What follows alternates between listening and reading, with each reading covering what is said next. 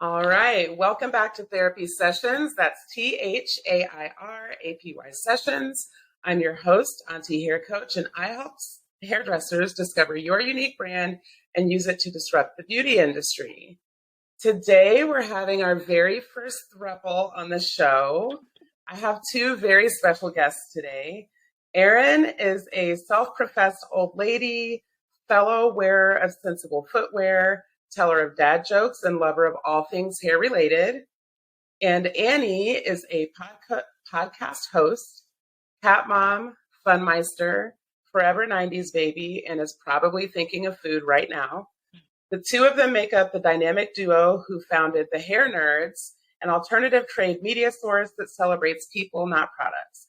Erin and Annie have entered the chat. Welcome, ladies. Hello. Hello. I sound so boring. I'm such a fan of your work.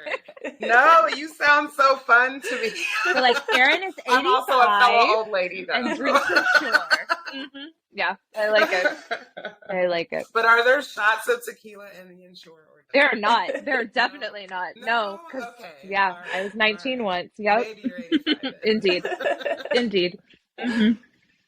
All right. So I was telling Annie before you hopped on, Erin, that I want to apologize for my cat calling you guys on IG. She's a psycho. I would never call you on Instagram. I mean, or do. Yeah, totally. All right.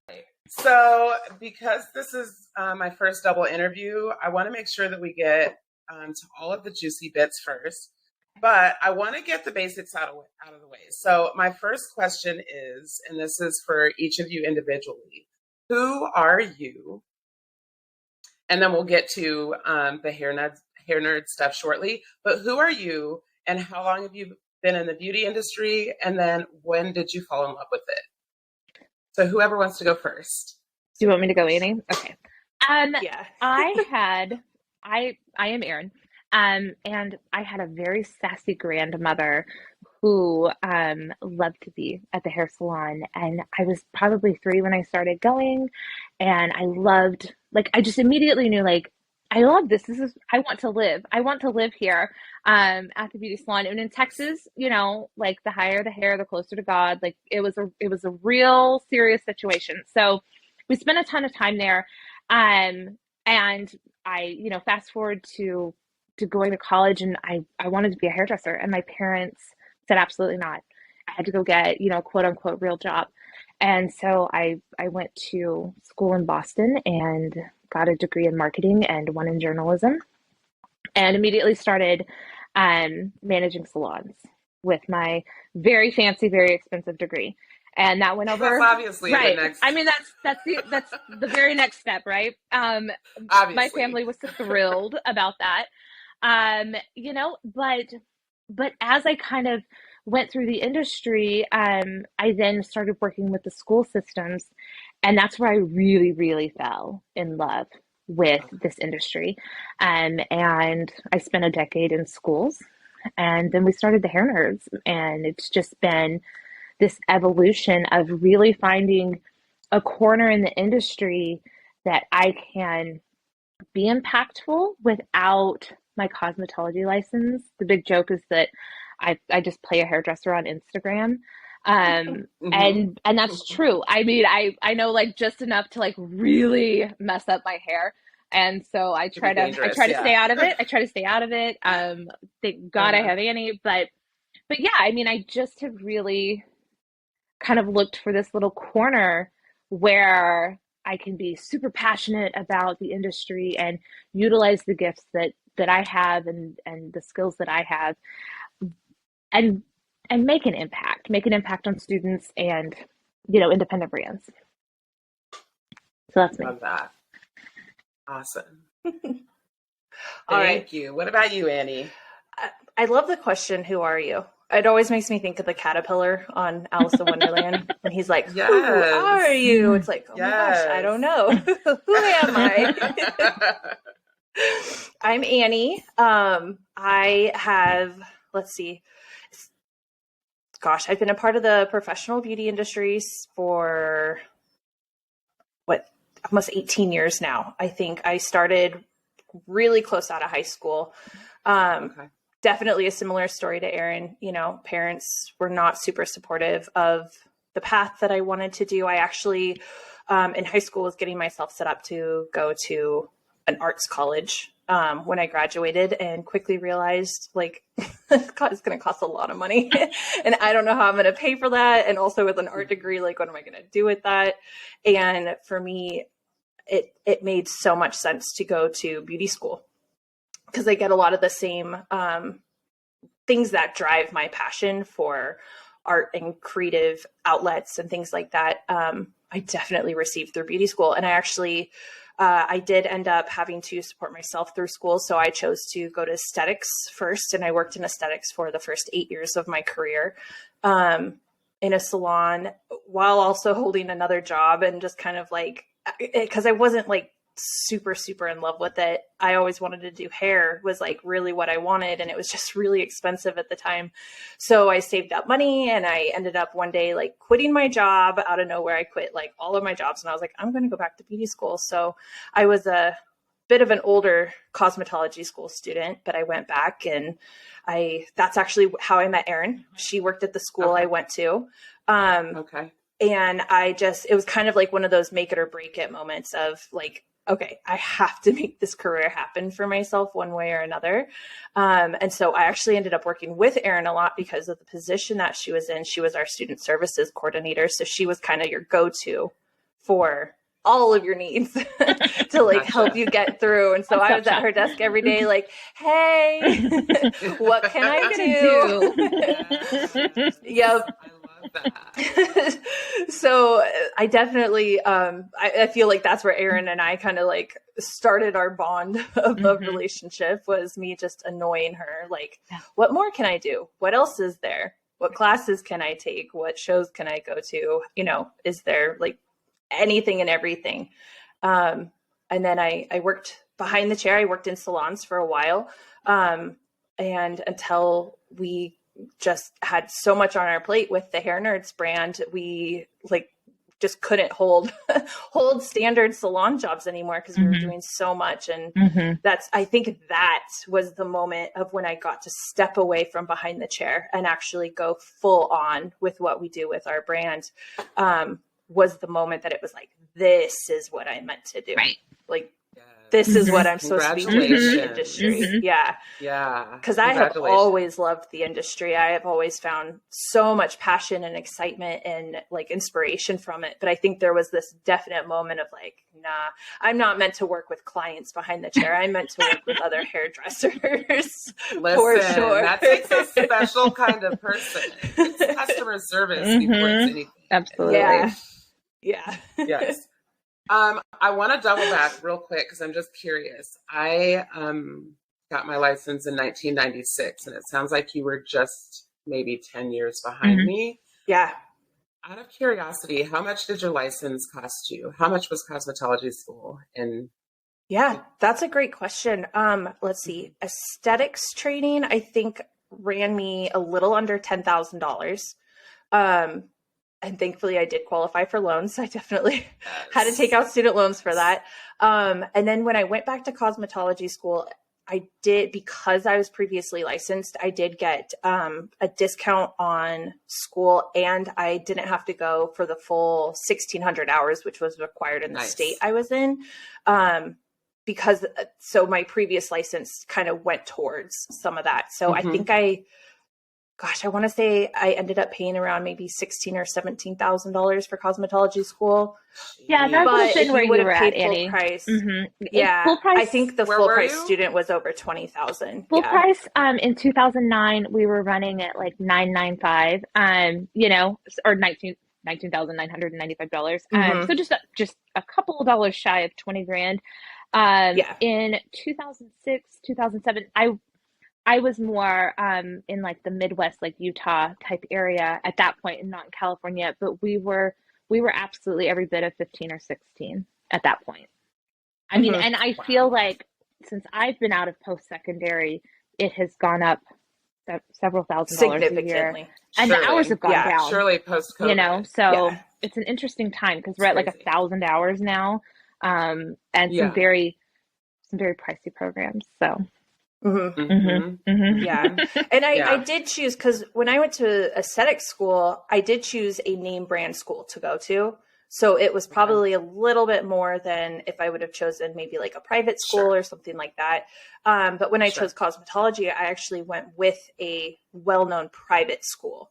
So that definitely, I think, you were still bit paying of the amount I paid. Sure. You're still definitely paying for the name. Yep, for sure. I gotcha.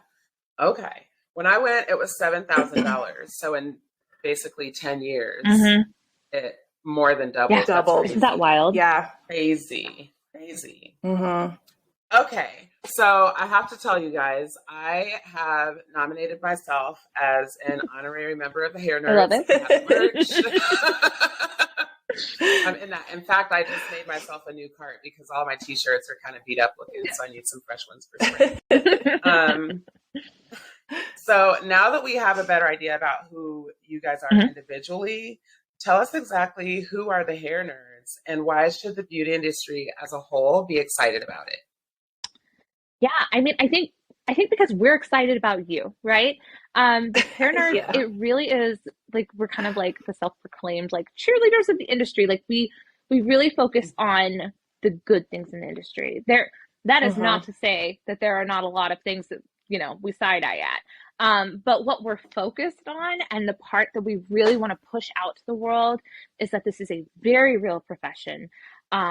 Education, events, competitions, people who want to be the most involved, right? Like I feel like the Hair Nerd life is like salon plus, you know, like you're doing the most. You are a little bit extra. You will miss your child's birthday to go to Naha. I have a child who thinks that I don't love him at all because he's like, you've never been here for my birthday. Well, I'm sorry, you know, that's what Naha is. Yes. So like our press brand is really just about bringing you this like fly on the wall experience of things that we get to go to, you know, and as time has gone on, we've been allowed access to more and more things. And so now not only do we, you know, from a press perspective, take viewers behind the scenes, we're now taking people with us. And we've launched these like destination education events and Hairventures, you know, like we're leaving for Tokyo in April. We have one coming up. I have some questions. Yeah, we have one coming up to London in October. And a lot of that really came from Annie and her love of travel, because it's not me. I'm not the one who's like, let's get on a plane. But during COVID, she was like, oh my God, like we haven't seen our friends, you know, our whole social world is at these events. And it was this huge kind of eye-opening experience that like, you know what, like, let's just take people with us. Let's take them with us. Let's go to incredible education. Let's show them the world. Let's let them in-house finance it, you know, like let's make it accessible to everybody in a way that is really authentic to us, which is just being really excited about the industry and loving it. Absolutely. Yes. We also, something that I think has always been a part of our brand since day one is our just immense passion for students. And I think a part of with the Hairventures that Erin is talking about is like some schools will offer student trips and to different hair shows or destination education or things like that. And it's kind of bringing that excitement of cosmetology school to anyone in the industry, no matter if they're a student, a new professional, or a veteran. They can kind of recreate that spark that happens in cosmetology school when you're still learning and loving and just like really exploring the industry on every level. We wanted to give people that. You know, I love to travel so much. Like it is absolutely like fuels everything for me, and being able to like bring other people and then kind of recreate that cosmetology school exciting experience of travel and learning and stuff is really kind of what set that off. I love that. Yeah. I love that. Okay. So I was perusing your website and it's gorgeous. Did you guys build it or did you have to hire someone. We did build it. We did build The it. version that is there right now, poor Annie. Poor Annie. Everything that I'm like, oh, I cannot. She's like, all right, I'll do it. Yes. I originally like taught myself just enough coding, you know, to like fix up a WordPress site a million moons ago when we originally launched. And you know, we've gone through several evolutions of the website, and like I said, poor Annie, it is pretty much exclusively now her baby to rebuild as she sees fit. And she does. I mean, she does. She rebuilds it every couple 18 years. months. Yeah. Okay. All right. So it is beautiful, Annie. So good job. Oh, thank you. I have built several websites myself, and I remember back in, you know, late 1900s, Yes. early 2000s when I was trying to teach myself how to do it. And I remember specifically a moment where I considered chucking the entire computer out the window because it was just so outside of anything I've ever done. Now it's, of course, much simpler. And, you know, the builders are a lot easier. The platforms are great now. Stuff. Yeah, absolutely. Yeah. And yours is also very user-friendly. But my question is, I found something on there called Scissor and Moth Social. And it just looks super exciting. Yeah. So I'd just like to hear more about that. Absolutely. So Scissor and Moth Social was kind of born from I feel like with the Hair Nerds brand, it kind of is like a little spider in a sense. Like you kind of have like the body of the basis of it, but then we have these little legs that kind of branch off and go in different directions for what Erin and I are most passionate about. We try to encompass fully. And like I was saying earlier, like our passion really, really stands strongly within students and new professionals. And we especially over the pandemic, really were getting a lot of DMs, a lot of people reaching out on tons and tons and tons of Zoom calls with people. They didn't know what to do for their students. Students were getting lost. They weren't sure what to do. And it kind of came from this place of, okay, let's build something for students and new professionals where they can learn about social in a different way that's not being taught, you know, by most cosmetology schools, and giving them a place that they can learn to grow and develop the skills so they can go get jobs or go whichever avenue of the industry they're trying to get into. They can learn how to do that and be present on social. So we built this online curriculum and have kind of developed the Instagram account and the social media for it, and the courses that we are constantly transforming and building to keep up with how much social changes so quickly. So our courses are constantly being updated and changed and growing with it.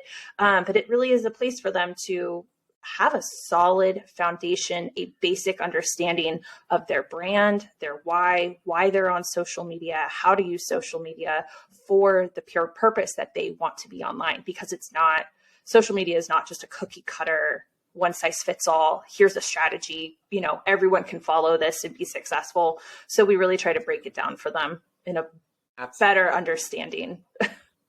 Absolutely. And I know, I think it was you, Erin, that I heard speaking about how you just require, like when you're coaching from a social media aspect. And, you know, I am an old lady. Don't let this face fool you. I am an old lady. And so for me, I really just hopped on social media, like seriously, back in 2020 when I didn't have anything better to do. And so I remember somebody reached out to me and they're just like, hey, you know, we'll help you with your social media. And I remember thinking, oh, I'm just going to like pass it off to them. And I'll write a check. And totally. Yeah.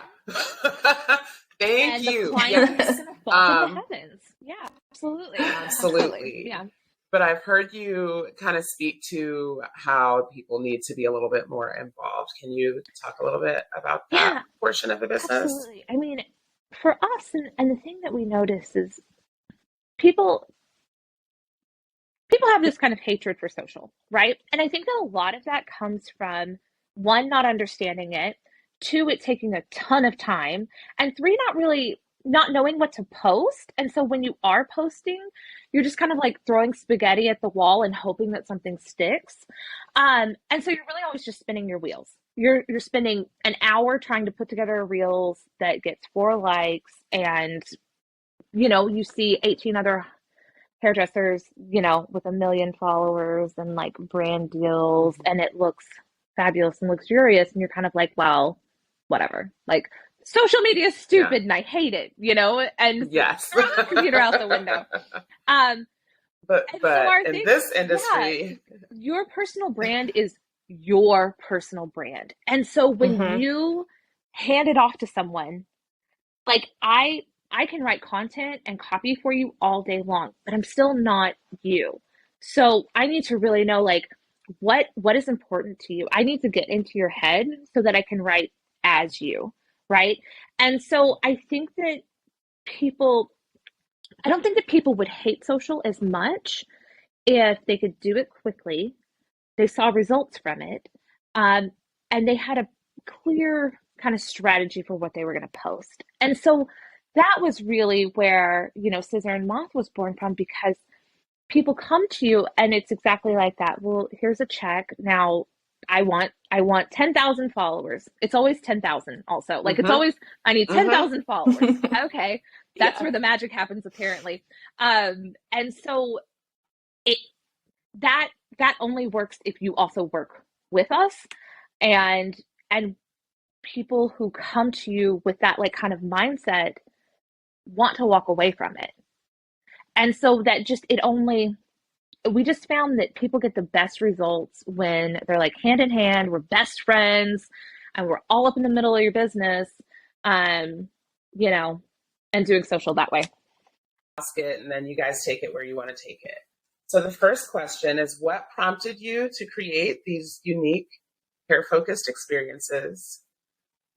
What are your wildest imaginings about these experiences? Like, where do they go?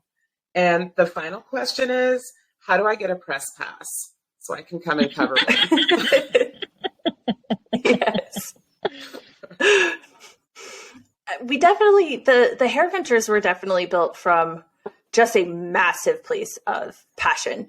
Erin does not like to travel as much as I do. I am definitely the traveler of the two of us. And for me, when I was in cosmetology school, like I had mentioned earlier, it was kind of this like moment of, I have to make this work. Like, this is the career that I really, truly want. I want to be a part of professional beauty. I want to work with hairdressers.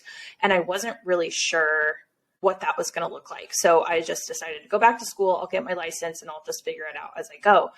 And meeting Erin and getting to do everything that we got to with the Hair Nerds brand, which was traveling, getting those press passes, getting to have that behind the scenes experience while utilizing social, which was still in its infancy at the time, utilizing social media to give those experiences to our followers and our audience and the people, that weren't at the shows with us, so they could see how much fun they were, how much education was happening.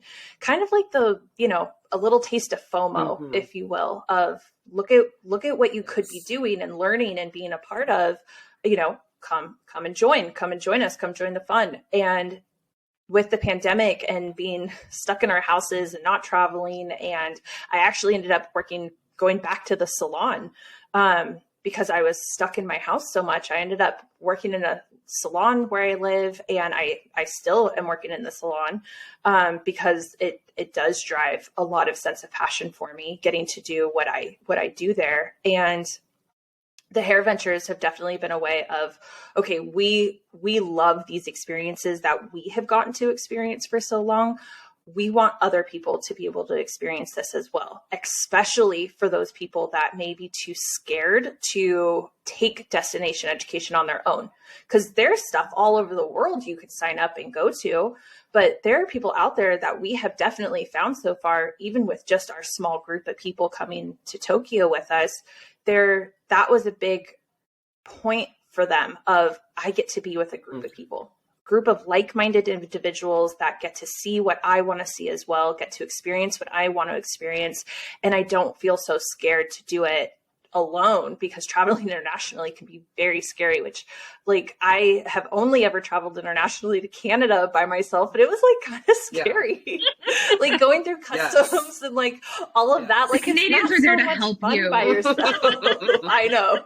I'm like literally the safest places I could have gone by myself. But so I understand some of those like pain points that people have when traveling. Like so we wanted something that was going to be safe and inclusive, and that anybody could join at any level of experience, whether it's a student, a new professional, or a veteran.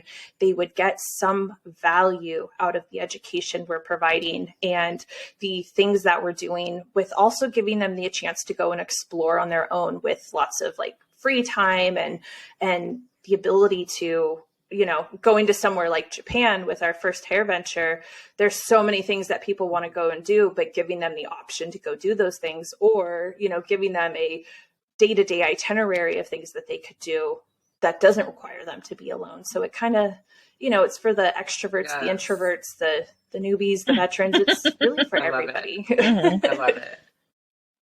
Okay. Yeah. Gotcha. Okay, but about that press pass though. Not ready this year. I have a couple of trips already planned this year, but next year I'm on it. Yeah. We definitely have some things in the works for sure. There have been lots of ideas put on the table. Now that we're actually have launched our first one and have just launched our second one, it's really fun to see all the places and people that want to be involved, and the potential destinations that could come next, you know, in 2024 and beyond. So, yeah. I'll definitely get to the website and hit the subscribe so I can be notified about that. That sounds super fun. Yeah, absolutely. All right. So this interview is actually going to be pivotal for me as having a lot of firsts, because like I said, we're having our first throuple. But also today I've decided to introduce a new segment, and it's called Story Time with Auntie Hair Coach. So we have lots of firsts happening today. So I love it. Basically, I'm going to give you a prompt, and then you're going to tell me a short story. Just a quick little story. Oh gosh, a real story, or we're just making things up? A real story. Story. So this is this a creative writing? Okay. So this prompt is for Annie.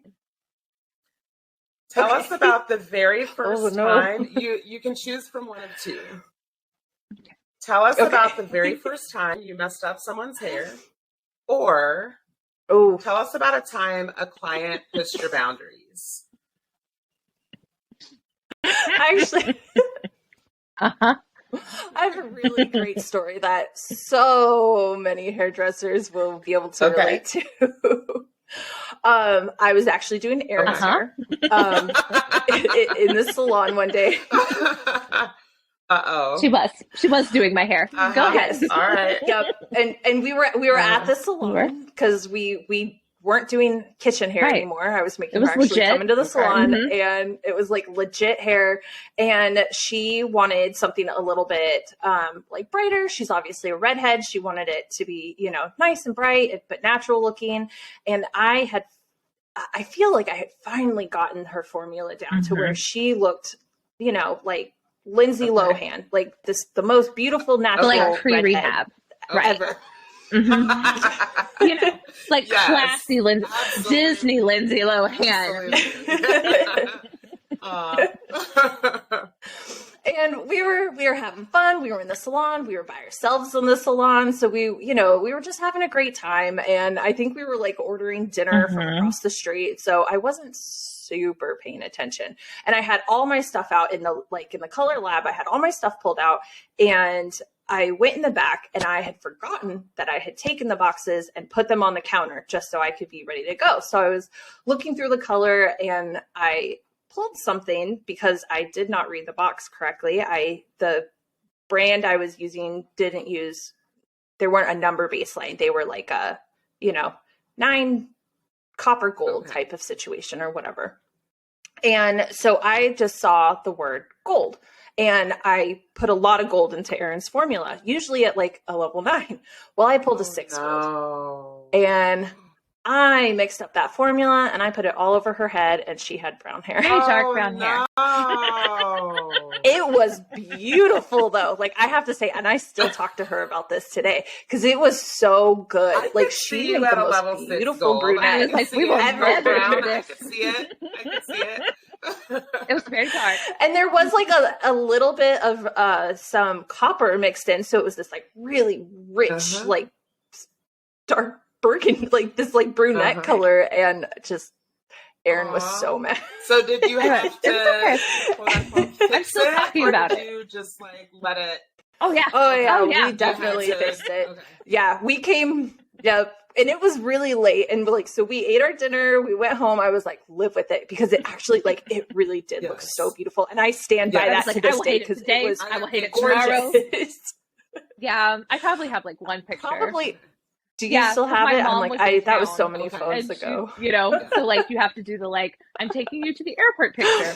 I do have a picture. Yeah. It's very dark. Okay. And I was like, I can't do this. I can't do this. Like, I don't feel like myself. And she's like, it's gonna be great. Yeah. She's like, super like, look at it in the sunlight. I'm like, no. You know? It was beautiful though. Yes. But it, go live with it for 3 days. Yeah. It was truly gorgeous.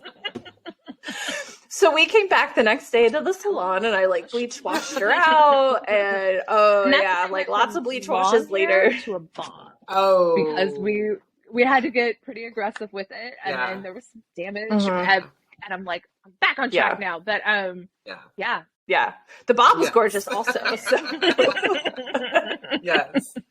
And I was like a new stylist still. I was probably still within like my first year out of beauty school. So I'm like I learned a lot. That's when you learn of lessons. Yeah, and I was just like, okay, if you're gonna like do this to somebody, like I'm glad that it was me. Yeah. Because you know, I was gonna say the same thing, like, that it can either be the best thing that happened to you or the worst thing. So you know, when it's someone that you know and love. Yeah. So thankfully you're a forgiving, kind person, Erin. Well. But no, we've moved on. Yeah, we don't talk about it anymore. Which is funny because we actually talk about it. Hilarious. Because it was pretty funny. All right. So for Erin, what I'd like to hear from you is 2 things. And I know, you mentioned that you're not a hairstylist, but you do work in the beauty industry. I'm not. What is the best beauty industry advice you've ever received? And also, what's the worst? Well, I know my worst right off the top of my head. I know Annie knows what it is. Okay. I do. I was at a school. I was working at a school and it was no longer feeding my soul. And I was pretty unhappy. And it had become a pretty toxic kind of situation. And I was talking to someone in the industry who was a mentor and just like very well known, like someone that I really respected their opinion. And this person told me, well, because you're not licensed, you probably need to stay at this school because that's really the only thing that's giving you legitimacy in the industry. Gross. And so I did. I stayed and I was drinking like a bottle of vodka a night, and like so miserable. And that's horrible. And I left after, and leaving at that point was really the best thing I ever did because it gave me the space that I needed to fall back in love with students and schools. And like, I just needed, like it wasn't the students that were making me unhappy, but I just couldn't be there anymore. So, that was probably the worst piece of advice I ever got. And it was terrible. Yeah, it was tough. Like they're basically really trying to hold you hostage, but okay. Yeah. And I honestly think that the best piece of advice I've ever gotten in this industry was from Gordon Miller. And we were on the phone and we were talking, and hair nurse was still really new, and it's like, you're new and you're doing this stuff and it's a passion project. And we were spending a tremendous amount of money going to shows, and we still do. Like, everything that we do is 100% self-financed by Annie and I. Like, people are, there's not a private jet that like Bella like calls us up and is like, jump on the plane, girls, champagne's ready. You know, like, it's like us like driving down I-5. It's coming. Yeah, so we're still like, do not think that the hustle ever stops, because it does not. But so he said, you know, people will let you do it for free until you make them pay. Absolutely. People will let you do it for free forever. And he was right. Like, people would absolutely still let us work for free until the day we die. And then they'd be like, but could you also, could you post to my account tomorrow? Like, you're in your grave. Absolutely. You know? Absolutely. And so I think for me, that was really this moment of like, I think I always felt like, well, we need to prove ourselves. And I do think that there is that, right? Like, I do think that you have to create that value. But we were creating a lot of value. We were creating a lot of value, and we were paying a lot of credit card bills. And at some point it was like, for how long can we maintain this situation of working for free and truly like paying to work for free?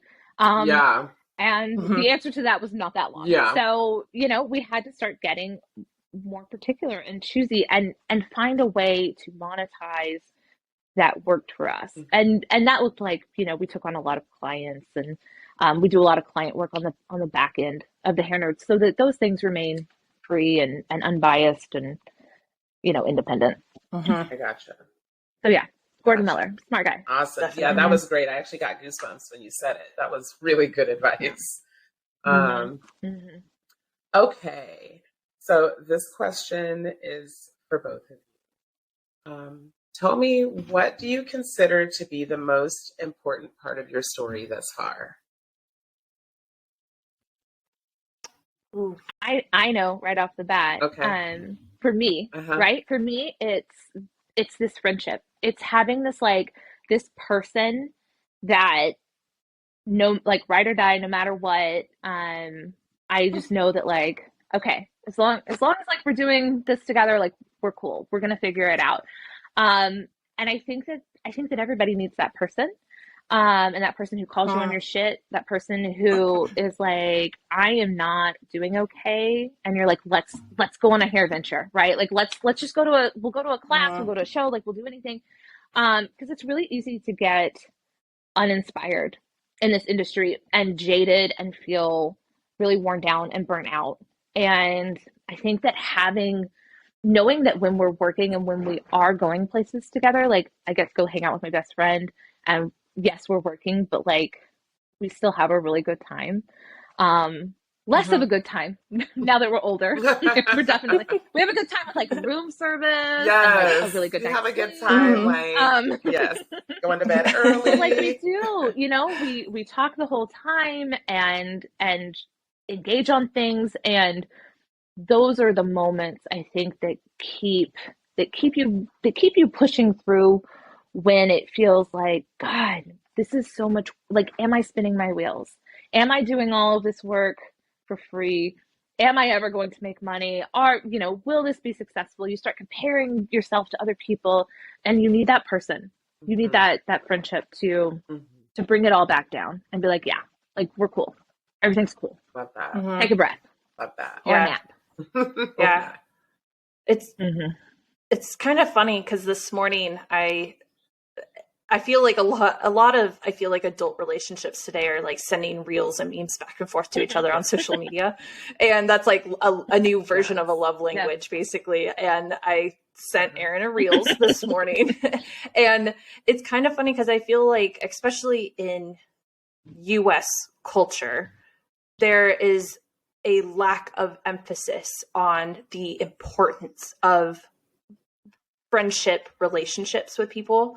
I feel like people put a lot of importance on, like, you need to find yourself with a lover or a partner or something along those lines. And for me, it's like, Erin is truly my soulmate, you know? And I think that the platonic love and friendship that you can find within people. Like, you know, not everyone believes in this, but like, I do believe that Erin and I have lived past lives together. Like, it, you know, she is my constant through and through, and like my soulmate to the end in that sense. And I think that there should be more of an importance placed on those kind of people and those kind of relationships, that are your consistent, like, person, you know, and definitely for me, that was Erin. And it's funny because like, I've told her this story, but it was so many years ago. But when I started school, the very first moment I ever even saw Erin, I was like, that's somebody that I know is an important person and going to be a part of my life for the rest of my life. And it's true. Like, and I hadn't even like met her in any other type of capacity. She walked into homeroom our class that morning. Right? It was like a homeroom that we had, and she was like presenting something. And I was like, why is this person why, I don't know, but something about this person is, you're drawn to her. Yeah. There's something there with That's this person. Awesome. That's awesome. For sure. Awesome. Yeah. And and it's like everything that Erin just said, like 100%, like you really truly do need that person, whether it's in business or just somebody there that's a part of your life that you can lean on and that you know is going to be there no matter what. Love that. Yeah. Awesome. Okay. So I have one more question for you ladies, and then I'm going to let you get on with the rest of your day.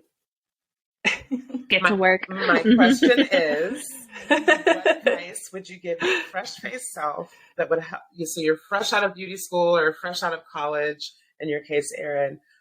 What advice would you give yourself that would help you take the beauty industry by storm? I would say do it. Do it. Like, do everything that you want to do, right? Take those opportunities, because that's 100%, like, I would want to relive this life. It is 100% just saying yes to the things, even when they were uncomfortable, saying yes to the events, even when they were tomorrow and I was 10 hours away, and the card was dangerously close to being maxed out. Absolutely. Like, do it, because where we sit today, all of the sacrifice, and that is not to say that there aren't plenty to still be had, it's worth it. It's worth it. Like, people will tell you that it's not, and people will want to like kind of like latch on and then like come and go, but just do it, because it really is, like, this journey has really truly been worth every bit of it. Every bit of it.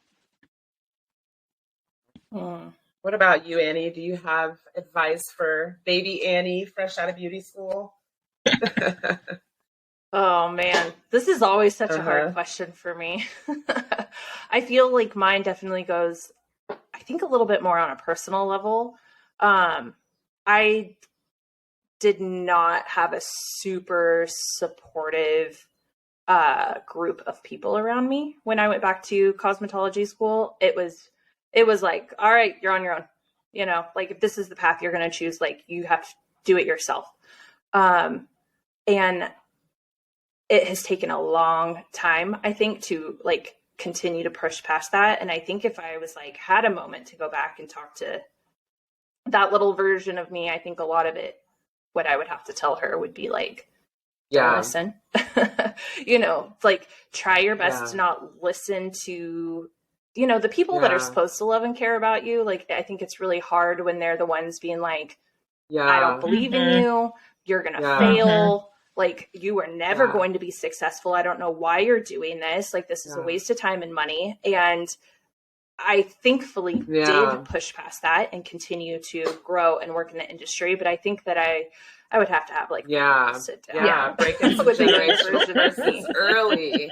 Oh yeah, definitely. Right. Yes, definitely. Yeah, because it's like, unfortunately, you know, it's like you can kind of see some of the other people in my family still carry those burdens, but like, I'm determined to be the one to like break that. Yeah, you needed someone to tell you were valuable. You know, like, you're valuable. What you do has meaning. You're supported. You can do it. Yeah. I believe Yeah. in you. It can be done. Yeah. Yeah.